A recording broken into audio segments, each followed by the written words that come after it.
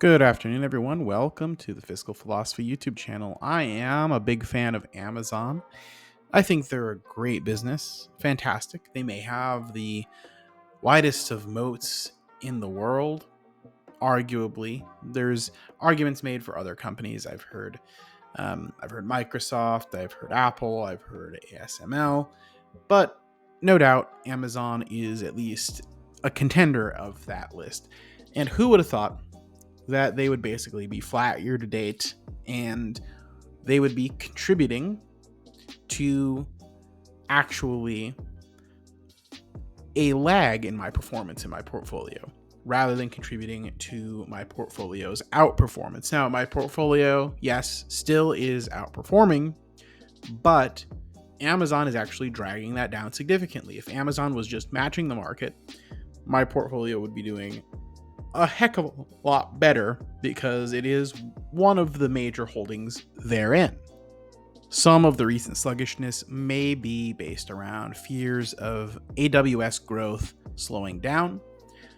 And actually, funny enough, AWS went out the other day and like half the internet was also out.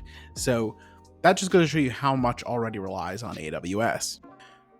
With Amazon, I believe that because of the fact that they're into so many things and they do so many things at scale, and that's one of the things that they excel in, is scaling different business lines quickly and effectively and becoming a major player in any space they get involved in. And they leverage their already existing size and their existing network of customers and Prime members to plug in other services. They've done this with fresh and grocery on their e-commerce, for example, to great effect. They're moving into pharmacy, which that could be a threat to traditional brick and mortar as well as telehealth players like Hims. But I think what we'll be seeing is the milestone of Amazon hitting that $1 trillion in revenue. Maybe not this year, maybe not next year, but I think that is almost an inevitability that they will hit that milestone, and it will be so huge when they do. In addition to being a growth play, I also believe that they are a margin expansion play. Think about it. If they move the needle just a little bit on their profit margins, and they can do this with their scales, their efficiencies, they can drive down certain costs, etc. Just a little bit of that, and they push this up from 10.5 up to maybe 12, 13%. We're talking about tens of billions of dollars if they hit that trillion in revenue. The absolute scale of Amazon never ceases to amaze me. Just in SG&A alone, look at how much they're spending. And you might say, wow, that's a lot of money going out the door. And that's true. However, having a gigantic SG&A of $160 billion dollars per year leaves you with this question. What if they manage to push revenue up and up, and this either doesn't go up with it, or on the flip side, what if they find a way to reduce it substantially, even if it's just 5 or 6%? We're talking about billions and billions of dollars. Again, that would hit the bottom line if they can tighten the belt in this area. And I don't really think Amazon has been super focused in recent years on belt tightening overall. Amazon has been a push the envelope on growth kind of company for as long as I've known it. I think it's fair to say that once growth reaches a certain level and perhaps they get to a scale where further growth is simply limited by the size of the economy that they exist in, that I could literally see Amazon getting so big that is actually the constraint.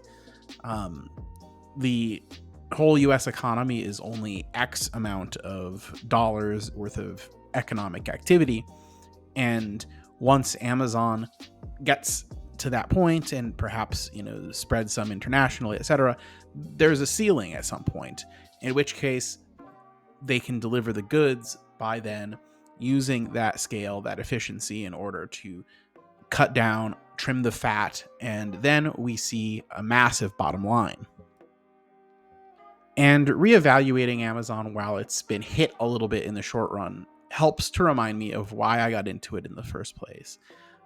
The way I see it, Amazon is poised to win the long game. And therefore, it's one of the stocks that I plan to hold potentially for a lifetime. Not just as some kind of a trade. It's not a medium term thing for me. I see a world where Amazon has a very high chance of just getting better and better with time. And yeah, sure, eventually they might hit maturity. They might reach a point where, they're paying a dividend and they're a boring company like Coca-Cola or whatever. And that's fine, because by that point, the amount of capital appreciation that I will have gotten should be pretty damn good. So I think a few years from now, these blips in price performance being kind of not where I would want them to be, or perhaps not delivering like some of the other more volatile stocks I've gotten in some of the small caps.